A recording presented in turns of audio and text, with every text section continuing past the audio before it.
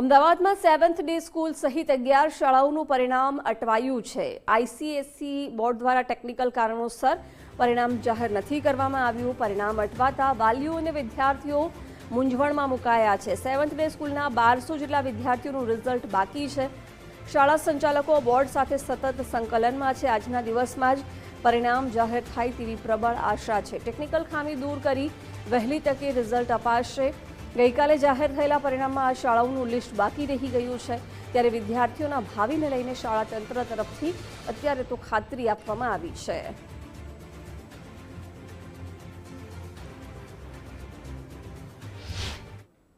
थोड़ा technical problem है। मैं ऑलरेडी आईसीएसई काउंसिल को कांटेक्ट किया, वो हमको एश्योरेंस दिया आज आएगा। कितने स्टूडेंट्स है? We have around 1200 students for ICSE and ISC. अच्छा सर, स्टूडेंट्स और पेरेंट्स पैनिक है, तो क्या उनको मैसेज देना चाहोगे कब तक उनको रिजल्ट मिल वी पाएगा? आल्सो फील सॉरी, ओके, हमको भी बुरा लगा, but I know parents will have that tension. मैं पेरेंट्स को रिक्वेस्ट करता हूँ, थोड़ा कोऑपरेट करो, आज ज़रूर आएगा।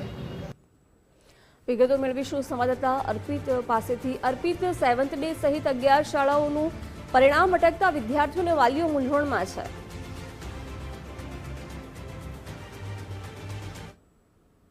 મોટાભાગની શાળાના વિદ્યાર્થીઓ આઈસી બોર્ડની વેબસાઇટ પરથી પરિણામ એક્સેસ કરી શક્યા હતા, પણ 7 ડે અમદાવાદની સ્કૂલ આવેલી છે કોકરા વિસ્તારની, અને એની સાથે સાથે દેશની 11 જેટલી અન્ય શાળાઓ છે કે જેમને રિઝલ્ટ મેળવવામાં સમસ્યા ઊભી થઈ છે, અને એના કારણે વાલીઓએ શાળાઓનો સંપર્ક કર્યો હતો। શાળા દ્વારા પણ આ મામલે હકીકત જાણવાનો પ્રયાસ કરવામાં આવ્યો।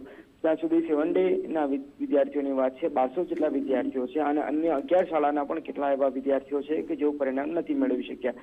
આ 11 શાળાઓ દ્વારા આઈસી બોર્ડનો સંપર્ક કરવામાં આવે છે, એમની સાથે સંકલનમાં રહી અને કારણ જાણવાનો પ્રયાસ કર્યો, ત્યારે ટેકનિકલ કારણસર આ પરિણામ નથી આવી શક્યું, પરિણામ નથી મેળવી શકાયું।